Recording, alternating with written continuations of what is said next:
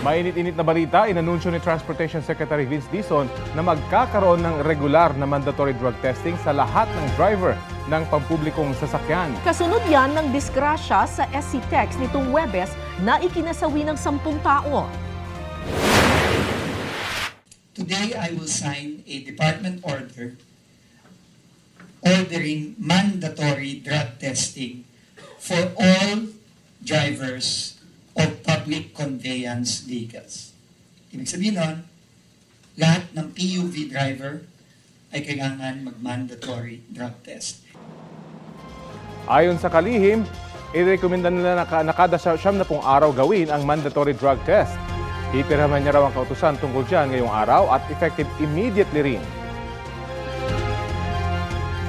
Hiniling na rin daw niya sa Land Transportation Franchising and Regulatory Board na baguhin ng mandatory consecutive hours na nagmamaneho ang mga driver ng bus. Imbis na 6 na oras, gawin na lang daw iyong 4, tulad sa ibang bansa.